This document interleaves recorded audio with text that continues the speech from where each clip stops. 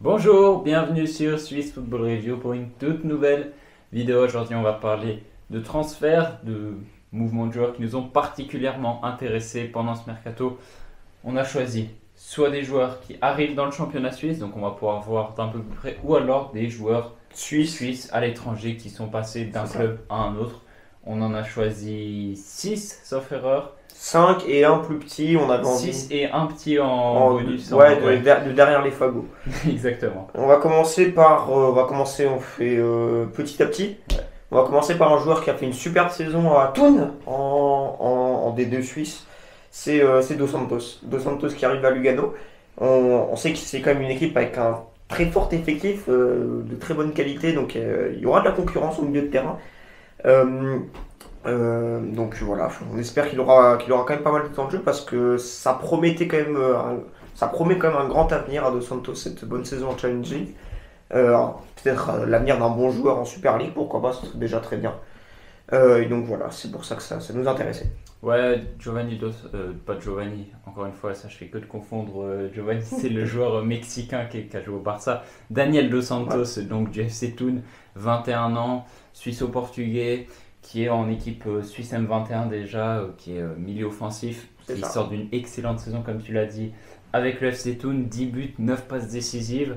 Avec peut-être Matoshi, c'était aussi certains des gros éléments de cette équipe à suivre de très près. Matoshi est toujours au FC Thun d'ailleurs, à voir s'il restera. On sait qu'il y avait de l'intérêt de plusieurs clubs, notamment de Super League.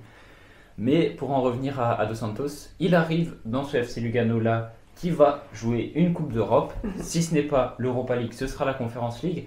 Ouais. On est un jour de match pour Lugano. Ouais, contre Beşiktaş. Exactement, qui va jouer contre Beşiktaş le match aller, donc on ne sait pas encore comment se situer vis-à-vis de ça. Mais dans tous les cas, ça fait qu'il y aura beaucoup de matchs pour Lugano. Il y aura la Coupe, le championnat et la Coupe d'Europe. Et on a vu que Croci Torti aimait faire tourner en Super League notamment, et on voyait que ça marchait parce qu'ils avaient de la qualité, comme on le dit. C'est vraiment l'effectif avec le plus de qualité, avec eBay évidemment. Donc voilà, je pense qu'il y a un moyen qu'il trouve quand même quelques minutes par-ci par-là, même pas mal, c'est ça. Même pas mal, c'est ça. Donc c'est cool. Surtout qu'il a été, si on en croit Transfermarkt, recruté pour une somme assez conséquente. Sauf erreur, il s'agit de 800 000 euros. À voir, on vous mettra évidemment, on vous fera apparaître l'info. Mais il me semble bien que c'est ça.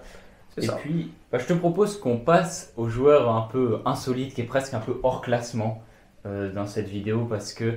je le connaissais pas il y a 5 minutes. Ouais, voilà. C'est un joueur que j'ai l'impression, en fait, qui est en Suisse M21, dont on ne parle vraiment pas du tout. En Suisse romande, je n'avais jamais tellement entendu son nom, et je suis tombé dessus, voilà, je me suis un peu renseigné sur lui. Il s'agit d'Aaron Keller, ailier gauche de 20 ans, qui vient d'être transféré du côté du SV Ulm en deuxième Bundesliga. Là, vous êtes en train de vous dire que je suis en train de sortir un truc complètement fou que personne connaît, effectivement, du coup personne connaît. Mais c'est un joueur qui a fait une bonne saison en troisième division allemande à Unterhaching, sauf erreur. Donc voilà, joueur prometteur qui a passé un palier, il a fait toute sa formation à Unterhaching justement, quasiment. Presque, il a été aussi formé quand il était tout petit à Hong Kong. Bon voilà, ça c'est vraiment de l'anecdote très très... Elle est pointue, elle est tirée par les cheveux celle-là. Mais ce Aaron Keller, ailier, qui a fait un match avec la Suisse M21, qui a marqué, c'était contre l'Albanie justement. Albanie U21 aussi, donc ça paraît assez logique. Mais voilà, plus...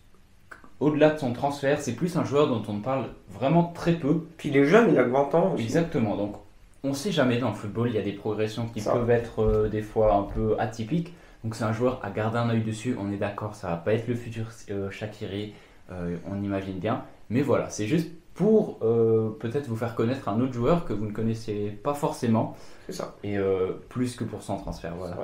Pour un peu flex à l'apéro le vendredi soir, pourquoi. Ouais, alors là c'est très très spécifique. C'est pointu, faut parler avec connaisseurs de foot, et même les connaisseurs de foot, les gros connaisseurs le connaissent peut-être même pas, on le connaissait pas moi je le connaissais pas il y a 5 minutes, toi tu as fait des recherches pour la vidéo, tu as été regardé pour la vidéo, tu es tombé dessus pour la vidéo, donc voilà, c'était très pointu. Bon, on va passer à un autre, là on va changer de calibre, beaucoup plus connu cette fois-ci. même les gens qui ne suivent peut-être pas tellement de foot suisse le connaissent, c'est Ricardo Rodriguez qui quitte le Torino, là où il a passé quand même quelques années, où il était capitaine, où je pense qu'il a quand même marqué le club, je pense qu'il a quand même fait une bonne impression aux supporters. Clairement. Ouais, c'est vrai, il était vraiment imposé là-bas comme titulaire, capitaine, que ce soit dans son rôle de piston la plupart du temps, notamment récemment. Ou défenseur central aussi. Ouais, exactement, il a aussi connu ce rôle dans la défense à 3, ça marche assez bien pour lui dans ce rôle. Et il part au Betis Séville, du coup. Ouais, exactement. Il était en fin de contrat, il n'a pas prolongé. Et donc, à 31 ans, il s'offre un dernier challenge. Et puis, le Betis Séville. Dernier. Ouais, on ne sait pas encore. En tout cas, un des derniers. Voilà, en plus, il n'a pas encore pris sa retraite internationale, c'est-à-dire que s'il fait une bonne saison, même s'il avait pris sa retraite internationale, il aurait pu faire un retour à la Zinedine Zidane en venant, parce qu'il a fait une bonne saison, je sais pas, je dis ça comme ça. Mais du coup, il n'a pas pris sa retraite internationale et il va jouer la Coupe d'Europe, la Conference League avec le Betis qui a terminé 7ème de Liga l'année passée. Donc c'est pour ça qu'il faut le suivre aussi encore une fois parce que les aventures ne sont pas terminées pour Ricardo Rodriguez. Ouais, Ricardo Rodriguez qui est en équipe de Suisse, il tient encore la baraque. Hein. Ouais. C'est vrai qu'il a pu être décrié, on pouvait se dire que ça commençait à être un peu vieillissant, etc. Mais l'Euro 2024 en est la preuve, il est encore bien présent, il a encore le niveau pour cette équipe de Suisse. Donc c'est un joueur titulaire en équipe nationale, évidemment, on va jeter un œil sur son transfert. Oui, évidemment. Alors pour le prochain, on va pas prendre un Suisse, là, on va prendre un joueur qui arrive dans le championnat suisse, qui arrive quand même avec un certain bagage, il n'a que 21 ans, il a déjà joué en Ligue 1, où il a eu pas mal de minutes, quand même en tant que remplaçant, mais en sortie de banc il a eu des minutes avec le FC Nantes, un peu moins en première ligue avec Sheffield, il arrive au FC Bâle.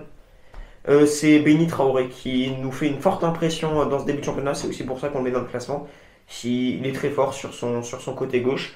Et puis très vertical en transition, enfin aussi il est aidé par toute l'équipe parce qu'au final la transition part de l'arrière et va jusqu'à lui, mais il est très fort, très bon finisseur, ce sera vraiment quelqu'un à suivre dans ce championnat suisse cette saison et s'il fait une bonne saison on aimerait le voir plus longtemps évidemment. Exactement, Béni Traoré, que 21 ans, une qualité technique assez au-dessus du lot en Super League, c'est le moins qu'on puisse dire, pardon. On l'a vu, on a eu la chance de le voir dans ses œuvres contre Servette à Genève. Il a fait très mal à la défense servétienne qui était à la ramasse, certes, mais quand même, c'est à noter, il a fait un très gros match. Il avait déjà marqué avant ça. Joueur très intéressant, vraiment. Bâle qui a quand même lâché un gros chèque, environ 4,5 millions. Encore une fois, on vous mettra les infos, histoire que je ne me trompe pas sur les chiffres. Mais si il continue comme ça, comme il a débuté le championnat, il est impliqué sur plus de buts qu'il a joué de matchs, c'est vraiment un début tout feu tout flamme. Ça peut être vraiment quelque chose de très très intéressant pour ce FC Bâle qui a quand même beaucoup de qualités intrinsèques, même si ces dernières saisons ont été compliquées. Maintenant il retrouve peut-être un peu plus de stabilité avec Célestini qui est de retour, ça peut être quelque chose vraiment de très intéressant pour les années suivantes. Ouais, et puis est-ce qu'il arrive en prêt? Je crois quand même que c'est pas... Ils l'ont acheté, pardon, il y en a comme il y a plein de transferts, j'ai toujours des doutes, mais ils l'ont acheté, donc c'est pour ça que si on arrive à avoir une continuité à ce FC Bâle, c'était un peu la difficulté avec le FC Bâle maintenant, c'est qu'il y a quand même peu de continuité dans l'effectif.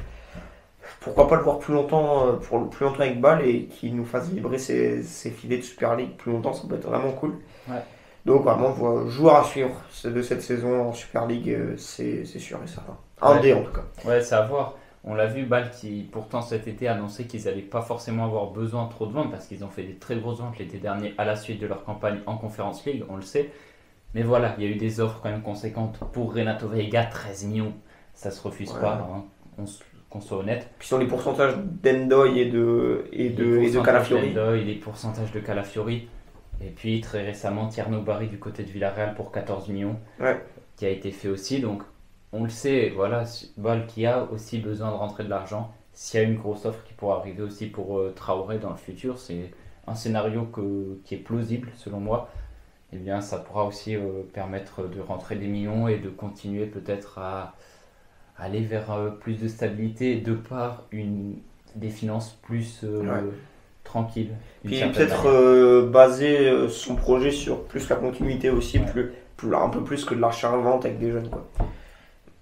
Voilà. Et on va passer maintenant, on en a encore deux. Là, c'est deux qui se ressemblent quand même beaucoup. C'est deux Suisses, deux jeunes, Ouais. qui sont. Donc, un qui arrive en Belgique, c'est Ardoni Achari. Qui a déjà joué quelques minutes en Oui. Jupiler Pro League avec le club Bruges du coup. Et il faudra le suivre parce que c'est peut-être le futur de l'équipe de Suisse. Il sera sûrement appelé un de ces jours, un de ces moments de cette saison si il fait des bonnes choses. Par Murat Yakin, on sait qu'il aime beaucoup prendre des petits jeunes, bon, même s'il l'a déjà pris pour la Coupe du Monde 2022. Voilà, donc, mais le voir peut-être un peu plus évoluer avec l'équipe de Suisse, ça peut être très intéressant. Oui, je pense que la Belgique, c'est un bon choix pour lui. Ouais. La Belgique qui est un championnat globalement plus huppé que le Suisse, on va être honnête. Il y a beaucoup de bonnes équipes. Et surtout, ce pas, il est fait en avant, mais il n'est pas fait trop vite en avant non plus. Il Ouais. n'est pas allé se jeter, entre guillemets, sur directement un club de première ligue ou je Après, sais pas. ouais. Il y avait eu des contacts, il me semble, il y a maintenant un bon moment, parce que ben voilà, il y a Charly, il a un talent immense, on l'a vu en Super League à de très nombreuses reprises dans ce milieu de Lucerne. Et je pense ouais, que c'est vraiment une bonne étape. Il pourra prendre des minutes au sein d'un gros club belge quand même, qui était un accoutumier de la Ligue des Champions. Il n'y a pas si longtemps que ça encore. Maintenant, c'est un peu plus compliqué. Mais ça reste un bon challenge, je pense, pour lui. Et pour l'équipe de Suisse, évidemment, c'est une des toutes grandes promesses pour les années à venir. Ouais. On va passer à. Pas le dernier, je m'étais trompé en fait, il en reste deux. Et Ouais. on va garder le meilleur pour la fin. On va continuer avec un jeune, du coup, c'est Fabien Rieder. Du coup, lui qui est parti du côté de Stuttgart, qui a fait une très bonne saison en Stuttgart, Ouais. qui est terminé troisième, si je me trompe pas, ou deuxième, j'ai un doute maintenant. Peut-être même deuxième. Non, deuxième, non, Bayern a terminé troisième, Ouais, je me c'est souviens ça. maintenant. Ils ont fini deuxième. Ils sont en Ligue des Champions. Bon, il a connu des heures compliquées avec Rennes, on espère qu'il aura un peu plus de temps de jeu. En sortie de banc, peut-être, sûrement même. Mais il va connaître la Ligue des Champions, faudra le suivre. Et c'est aussi peut-être quelqu'un on aimerait voir plus en équipe de Suisse. Ouais, moi je suis très optimiste concernant ce transfert. On en avait déjà parlé dans une précédente vidéo, Oui. mais on va revenir très brièvement dessus. Rieder qui a, comme tu l'as très bien dit, une période compliquée avec Rennes, qui n'a pas utilisé vraiment l'étendue de son talent, entre guillemets, C'est ça. pour des raisons voilà, qui leur appartiennent. Mais dans cette équipe de Stuttgart, comme tu as dit, il y a la Coupe d'Europe, encore une fois, pour les joueurs c'est important parce que ça va permettre d'avoir plus de gens qui vont jouer, évidemment, plus de matchs, plus de possibilités de faire jouer des gens. Et je pense vraiment que Rieder aura du temps, aura des occasions de jouer. On l'a Ouais. vu à l'Euro, je l'ai trouvé encore une fois très très intéressant. Et Ouais. je suis convaincu qu'en Bundesliga, ce sera peut-être Oui, aussi bah, un environnement plus facile pour lui. oui, puis c'est le paradis des attaquants. La Bundesliga, c'est un championnat où on mise beaucoup sur l'offensif et où plein de jeunes talents ont explosé. On peut penser à Dembélé par exemple. Enfin, il avait déjà explosé à Rennes, si je me trompe pas. Ouais, il y en a plein. Mais on a plein. Il y a Guirassy par exemple qui vient de passer de Stuttgart à Dortmund. Ouais, puis c'est un environnement aussi, si on prend un peu en dehors du football, qui est plus, qui ressemble peut-être plus à ce qu'il a eu à Berne Oui, évidemment. qu'à Rennes. Il parle allemand. Voilà, Non, exactement. puis même, voilà, c'est un joueur qui est très bon offensivement, qui fait aussi les efforts défensifs quand il le faut. Ouais. Donc voilà, Moi, je suis très optimiste, je je suis pense. d'accord, faut être optimiste. Je te laisse dire le dernier parce que c'est le meilleur pour la fin, on l'a gardé. Monsieur, Ouais. Monsieur Xherdan Shaqiri qui fait donc son retour en Super League du côté du FC Bâle. Comment ne pas se réjouir d'une telle nouvelle? À voir déjà, je mets tout de suite un disclaimer, son apport sportif, je pense qu'il sera là parce que c'est le FC Bâle, il aura sûrement envie de tout donner pour ce club et j'en suis convaincu. Je pense qu'il avait sûrement des offres plus intéressantes d'un point de vue financier sur la table. Aujourd'hui, il choisit de revenir à Bâle pour notre plus C'est grand joli, plaisir. c'est joli. C'est beau. Et il aura le droit à sa tournée d'adieu. Je sais plus où j'ai lu ça, mais dans toute la Suisse finalement. Et son adieu de l'équipe de Suisse, parce qu'il Oui. a pris sa retraite internationale, hein, on ne l'a pas précisé. Mais On le énormément. verra sûrement en tribune lors d'un match de l'équipe de Suisse, sûrement. Oui, Il sera là, il sera plus proche, il est sûrement peut-être plus proche de sa famille aussi, c'est qui ça. habite peut-être encore en Suisse, on ne sait pas, mais il y a quand même des choses qui l'ont motivé à ne pas partir dans d'autres endroits qui étaient peut-être plus fructueux financièrement. Donc voilà quoi, je trouve ça beau, il aura des qualités à apporter à ce FC Bâle. On voit quand même que le FC Bâle à des joueurs expérimentés, vraiment des joueurs expérimentés, vraiment des joueurs Les tauliers. d'un certain âge, mais à côté, c'est des petits jeunes. Donc, Mais c'est qui se font un peu devancer, hein, d'ailleurs. Oui. Les Fabian Les Fry, Tolan Chaka et tout ça. Tolan Chaka, exactement. ouais. Donc, ça va être intéressant. Ouais, ça va être magnifique. Ouais. Quel plaisir aussi de pouvoir revoir Shaqiri dans le championnat suisse tous les week-ends. Ça va être juste profiter du superbe joueur qu'il est. Et c'est très très réjouissant. J'étais aux anges quand j'ai vu ça, même si je suis pas supporter de Et base, espérons, spécialement. lui qui a quand même eu une carrière en club compliquée dans les grandes lignes, qui soit là vraiment qu'il Ouais, réussit, qu'il aide vraiment, qu'il arrive à nous faire trembler ses filets une bonne dizaine de fois, espérons, parce que ce serait quand même magnifique pour peut-être sa dernière saison. Ouais, compliqué, c'est peut-être un peu dur comme mot pour sa carrière en club. Je pense qu'il a. Non mais compliqué dans le sens, je parle pas en termes de trophées, je parle pas Oui. je parle en termes de temps de jeu, de... Oui, il était plutôt super sub. Oui, peu voilà. près dans les Ouais, quand même, passés. même par exemple à l'Inter, il a fait que 6 mois, alors qu'il avait signé 3-4 ans, si je me trompe pas, il a fait 6 mois, il a été remercié. Au Bayern, bah, on l'a prêté à l'Inter parce qu'il jouait peut-être pas, qu'il était peut-être pas assez performant. Voilà, il y a Stoke City où ça a bien marché, à Liverpool ça a plutôt bien marché dans ce super sub, mais au final il y a un moment donné où Klopp n'avait plus besoin de lui, donc il Ouais, mais il y a un moment où il s'était imposé comme titulaire en plus à Liverpool. il y avait quand même eu des blessures. Il y avait 15 matchs. Ouais, Voilà. il y avait ça là, il y avait quand même quelques Oui, blessures. exactement, bien sûr, il y avait un contexte aussi, mais Ouais. bref. Donc voilà, De toute façon, c'est comme ça, c'est plus un joueur de sélection, Shaqiri, mais là espérons pour sa peut-être Bien dernière sûr, saison bien sûr. qui nous fasse briller du millefeu cette Super j'espère League. pas sa dernière saison. Je sais pas pour combien de temps il a signé, j'espère. Ah mais que j'ai pas c'est dit pour, espérons, j'ai dit, Oui, bien c'est sûr. peut-être sa dernière saison, on verra bien. Donc, ouais. Je crois qu'il a signé pour Les 2 ou 3 saisons quand même. Ouais, possible. Hein. Ouais, donc Il est c'est... pas si vieux que ça, il a 31 ans, donc Non, c'est vrai. il a encore quelques années devant lui, je pense. Je crois qu'il a signé pour 2 ou 3 saisons, donc c'est vrai, c'est les 2 ou 3 dernières saisons de sa vie peut-être. Voilà. Bon, on a fait le tour des joueurs qu'on voulait aborder, c'était assez sympa. Je précise, parce qu'on n'a pas fait en début de vidéo, bon, vous pouvez toujours liker, vous abonner, partager, commenter, etc. C'est toujours des petites choses qui demandent rien, entre guillemets, et qui nous aident vraiment aussi énormément. Donc ça nous ferait extrêmement plaisir. Et sinon, on a aussi toujours le lien d'une petite cagnotte pour nous soutenir, pour aller voir des matchs, pour investir dans du matériel. Vous connaissez déjà certainement la petite annonce si vous avez regardé les dernières vidéos. Donc voilà. C'est ça. Merci à tous et à bientôt sur Swiss Football Review. Pardon. Allez, ciao. Allez, ciao, ciao.